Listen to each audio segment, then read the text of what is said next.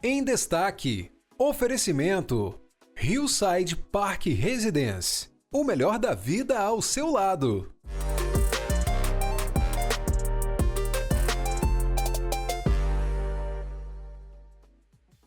Olá, muito bom dia, bem-vindos ao nosso programa Em Destaque, aqui pela tela da TV Sim SBT. Muito obrigado pela sua audiência conosco nesse horário, para que você tenha inclusive um dia mais produtivo quando refletir sobre o nosso tema de hoje.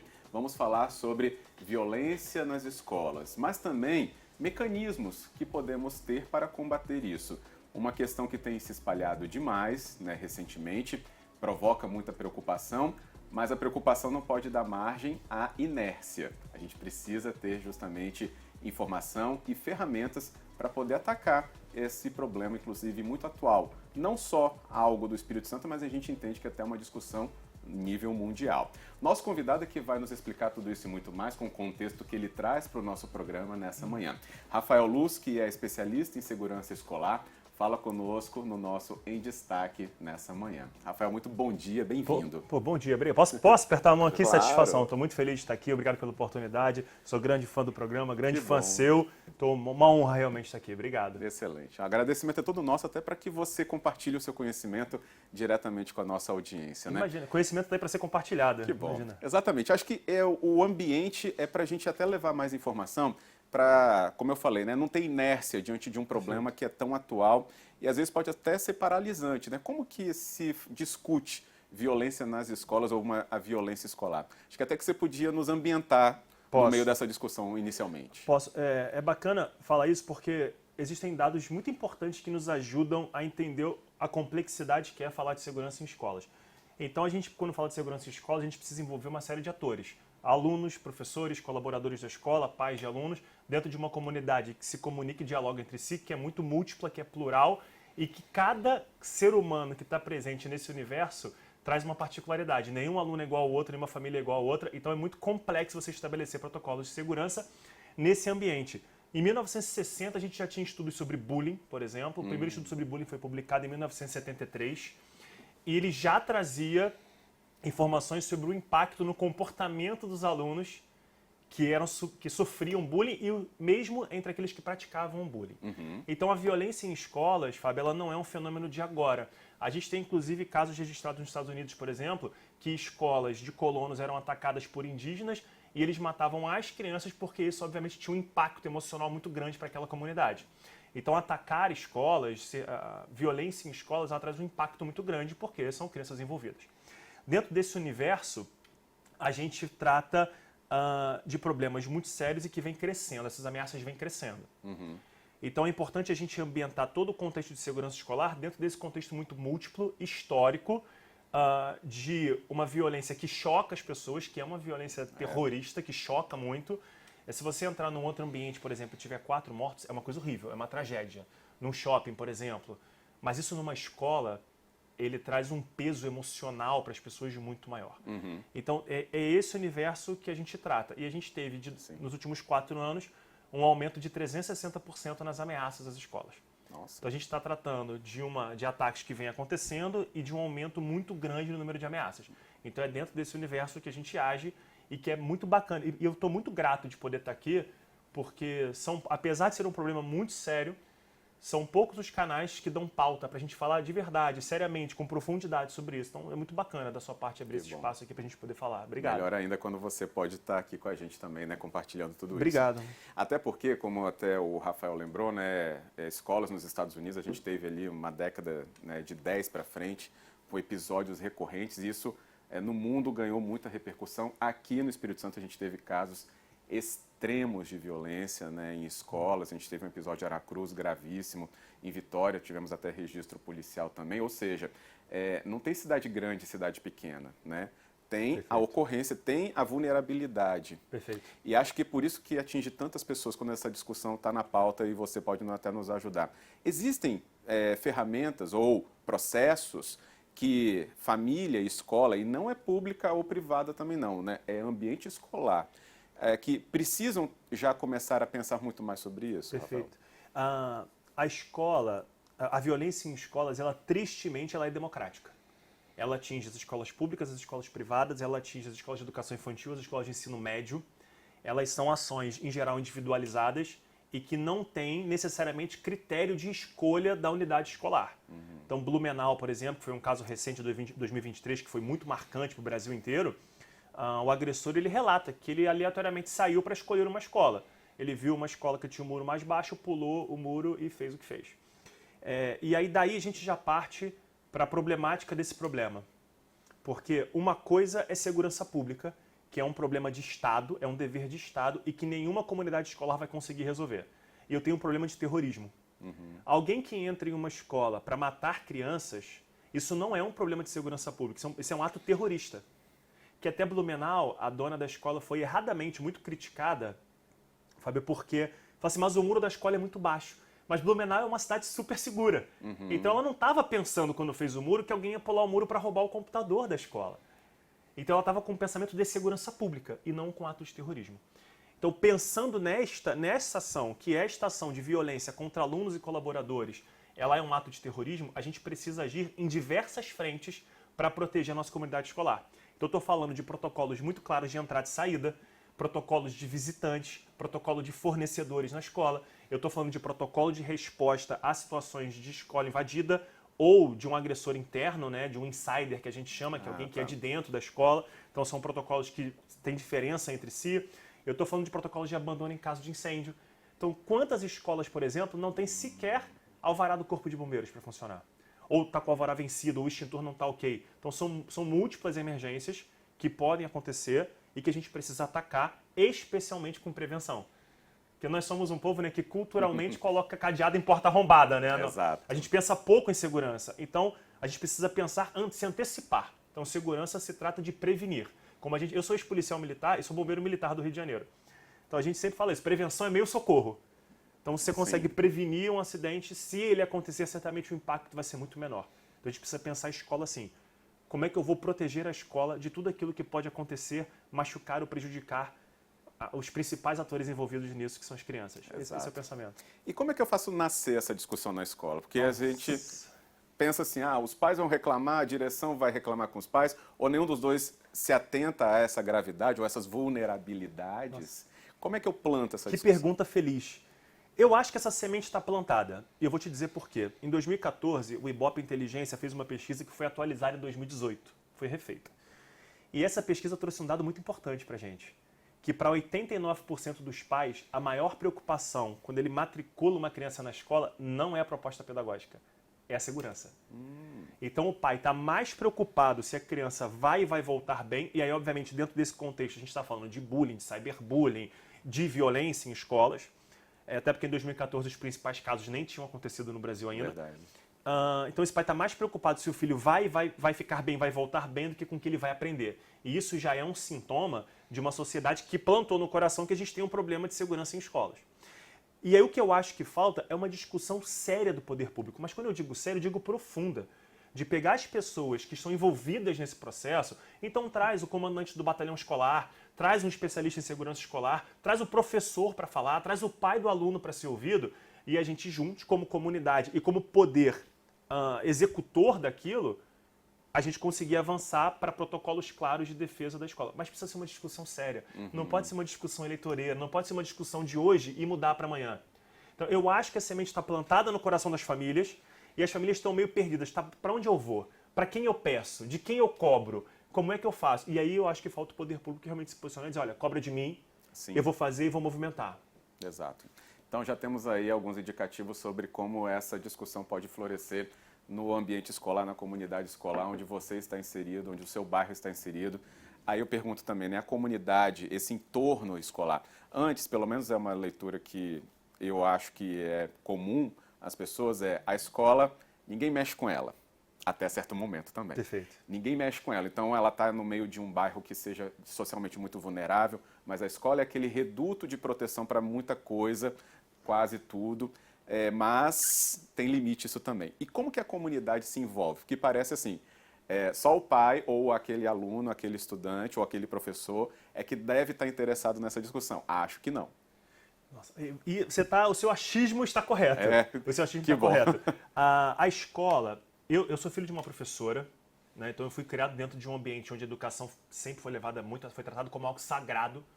Eu lembro até de uma vez, eu tinha 12 anos e eu discuti com a professora de português. Eu certamente não tinha razão, né?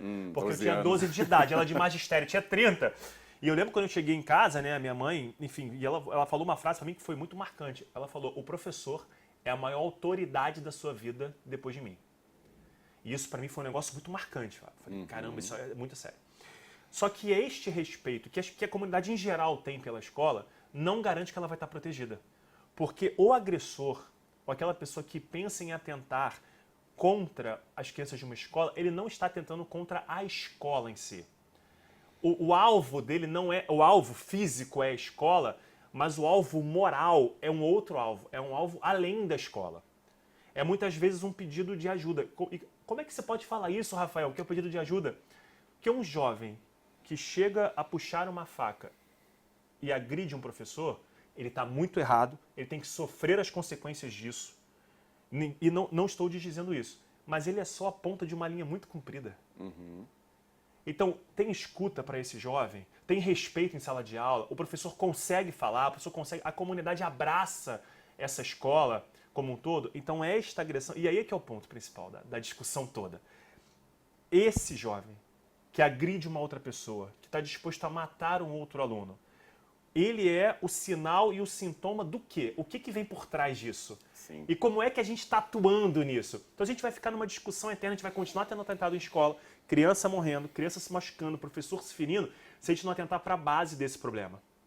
Então essa é uma discussão importante de ter também. E aí nesse ponto eu acho que as pessoas protegem a escola, ela é um ambiente sagrado, qualquer coisa contra a escola choca muito. Foi o que a gente falou no começo, mas a gente não está olhando o problema real. Qual é o problema real? Dentro do muro da escola. Como é que a gente age? Como é que a gente protege essas crianças? E aí é que é a grande discussão que deve acontecer, deve partir daí essa discussão. Excelente. Acho que a gente está fazendo um pouquinho dessa discussão também florescer, talvez aí na sua casa ou no seu ambiente onde você está nos acompanhando agora. Então, que bom que também a gente tem essa oportunidade junto com o Rafael Luz aqui nessa manhã. E até essa provocação mesmo é importante para o nosso programa ser esse canal de relevância numa discussão como essa. Existe, inclusive, um chamado protocolo, que é até discutido internacionalmente. Rafael domina bastante isso e vai nos explicar na volta do nosso intervalo. Enquanto isso, vai pensando o que você tem feito para essas discussões acontecerem, que conversa você tem mantido com essa criança, esse jovem, esse adolescente, né, que estão nessa idade escolar e, inclusive, talvez vulneráveis em relação a tantas coisas, como até mesmo a internet, né, floresce ou provoca bastante a discussão do bullying. Né, por exemplo, é uma ponta dessa discussão tão grande que a gente hoje está abordando por aqui. Então, na volta do nosso programa, do intervalo, a gente fala mais aqui com o Rafael Luz. Já já a gente volta.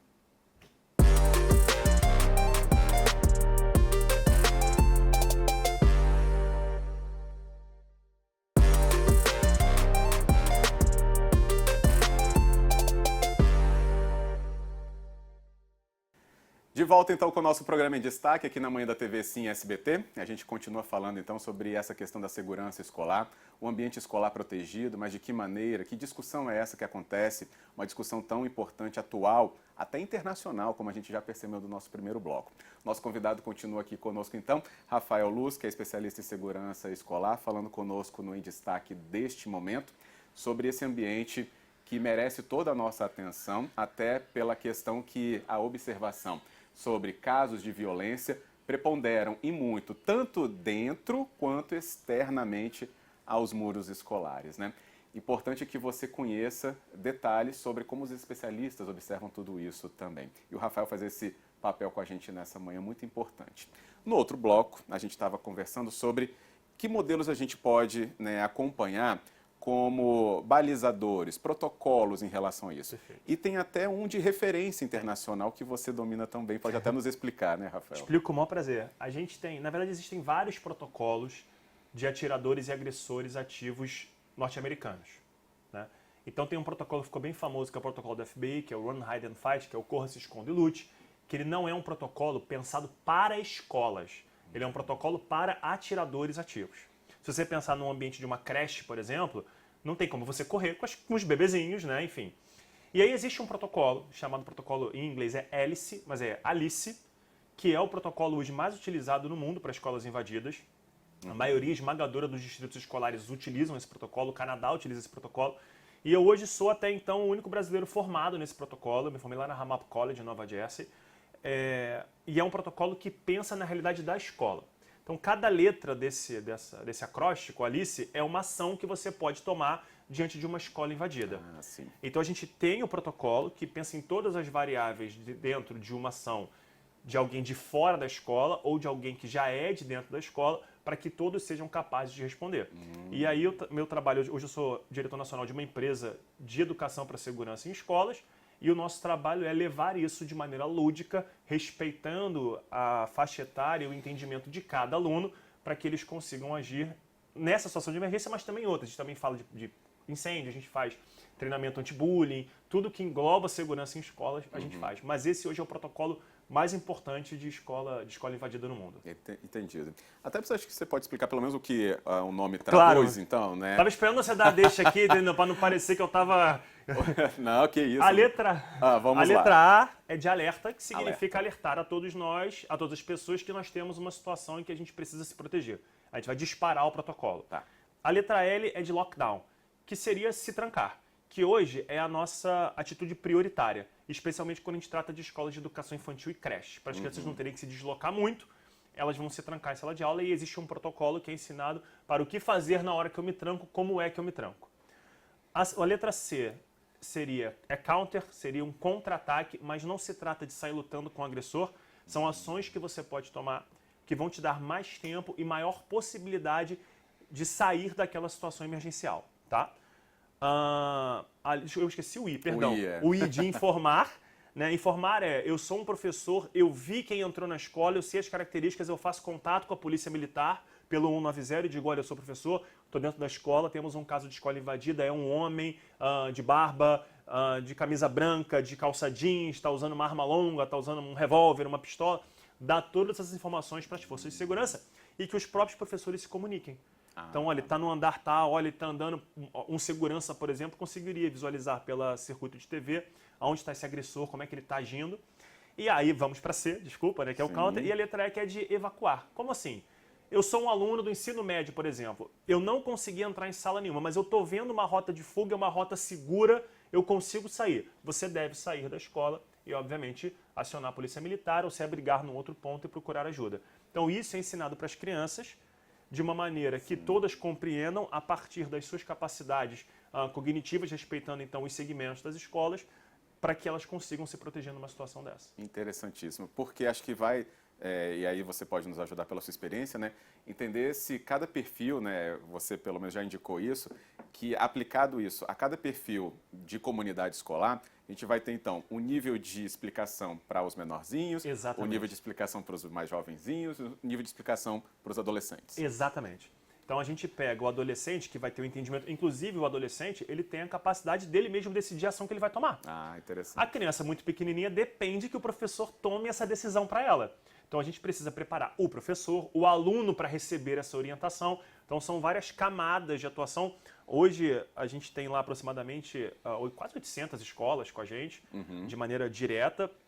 E a gente chega a fazer 2.500 simulados desse por ano. Então, assim, já tem iniciativas bacanas que a gente consegue fazer e a gente percebe como é bacana a comunidade escolar que se sente protegida. Sim. Como é bacana os pais entenderem que é uma proteção, as próprias crianças despertando ali uma semente de divulgar ações de segurança. Ainda estou plantando a semente, vai que alguém quer virar bombeiro ali, né? O policial ainda planta uma sementinha para o futuro das corporações, né? Claro, exatamente. E aí fica também a questão, né? No Espírito Santo, será que essa discussão está também sendo acompanhada nesse nível? Tá. Incrivelmente, nós temos pouquíssimos agentes públicos tratando desse assunto de maneira séria. Então, eu sou muito convidado para falar em estados, já estive aqui na Assembleia Legislativa, recebi um convite do deputado, do Gandini, eu vim à Assembleia Legislativa, falei na Comissão de Educação da Assembleia sobre Segurança, e a sensação que eu tive foi que eles levaram muito a sério, tinham muitos secretários de educação ali, então eu sinto o Espírito Santo caminhando bem nesse sentido, realmente interessado em resolver problemas, que eu não vejo ainda outros estados tratando a coisa como o Espírito Santo está tratando, o que me deixa bastante, apesar de eu não ser capixaba, de gostar muito do seu estado, viu? Apesar de eu ser carioca, né? Mas de gostar muito do seu estado, eu vejo ações pontuais acontecendo em prefeituras e que já é muito bacana. Então vejo prefeituras se mexendo também, algumas aqui do Espírito Santo, inclusive, vejo algumas prefeituras se mexendo, eu viajo muito para falar, como eu disse, e eu vejo muito na área privada isso, né? Ah, tá. A área privada avança mais. Importante, claro. E eu acho até, como a burocracia é menor, né? Então hoje, por exemplo, a gente atende lá alguns grupos escolares. E aí não tem burocracia, né? O grupo pega, contrata e faz o treinamento. Sim. O Estado, ele naturalmente tem uma burocracia ali para cumprir, né? Enfim, de chamamento público, tem a burocracia de edital, de pregão eletrônico, enfim. Sim, sim. E isso acaba, naturalmente, demorando mais tempo. Mas eu tenho visto, o que me deixa bastante feliz, ações sendo realizadas pelo Brasil para proteger as crianças. Assim, eu realmente tenho visto. Excelente, Rafael. Inclusive, é bom pontuar a você que está nos acompanhando, né? A gente, pelo menos até o momento dessa conversa, a gente não está falando disso porque aconteceu alguma coisa grave e agora a gente quer apontar, olha só a solução, olha lá que não foi pensado antes. A gente está falando mesmo por causa da prevenção e como esse assunto é tão relevante. A gente está chegando, inclusive, no momento de férias de meio de ano, em que as pessoas podem dar essa pausa, mas discussões assim não vão, né, ser eliminadas ou desaparecerem. Que volte, então, num segundo semestre com mais força ainda, né? Que volte com todo esse arcabouço, ou com essas explicações, ou com os profissionais que podem indicar às escolas os trabalhos necessários. E a sua fala, novamente, foi muito feliz, porque falar de segurança escolar, quando alguém entra numa escola e mata uma criança, eu não vou falar que nunca é fácil falar disso. Mas é esvaziar uma discussão que precisa ser uma discussão do ano todo. Porque a gente está falando também de um ambiente, por exemplo, morre criança quase quinzenalmente engasgada com uma fruta ou com um brinquedo numa escola. Então, é uma discussão importante. Claro. Os nossos professores estão realmente preparados para fazer primeiros socorros, por exemplo? Então, essa é uma discussão que tem que ter o tempo inteiro. Se uma escola pegar fogo, aqueles alunos e professores estão preparados para fazer uma evacuação em caso de incêndio segura? É uma discussão que tem que ter o ano inteiro.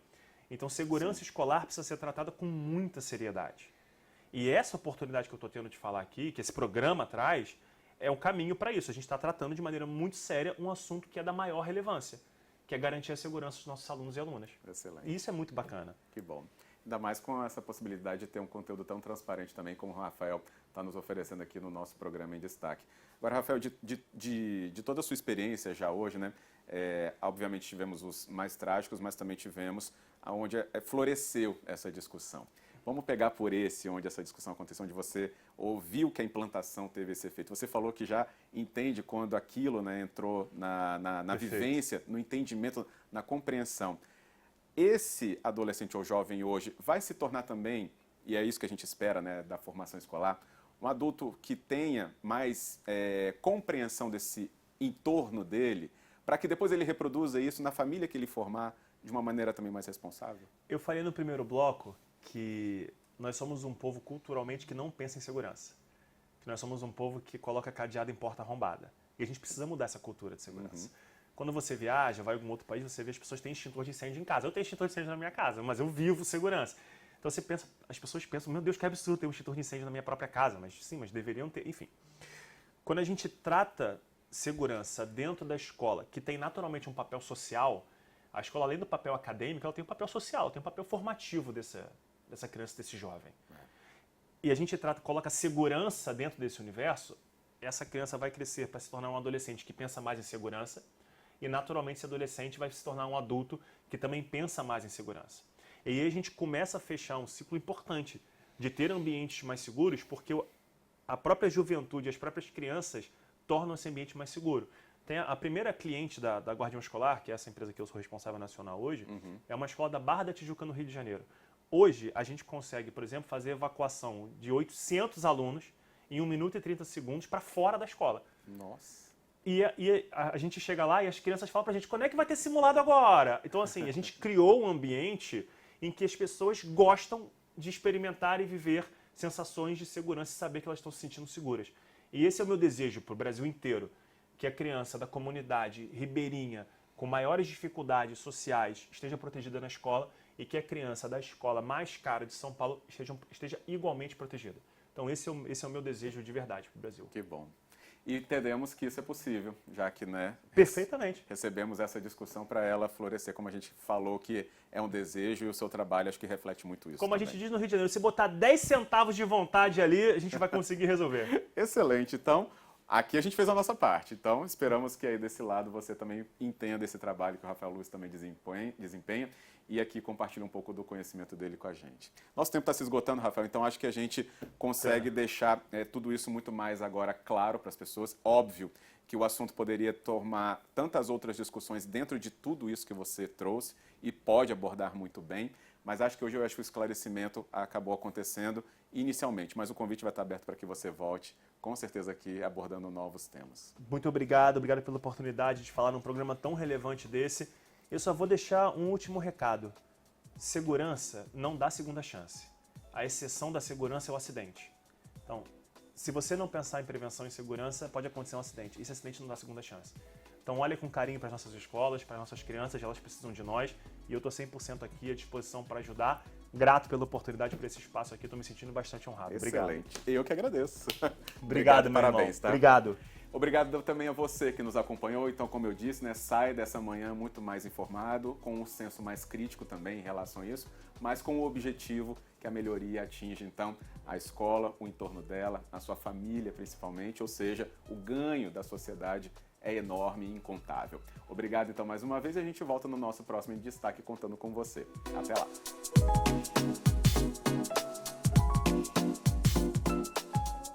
Em Destaque, oferecimento Hillside Park Residence. O melhor da vida ao seu lado.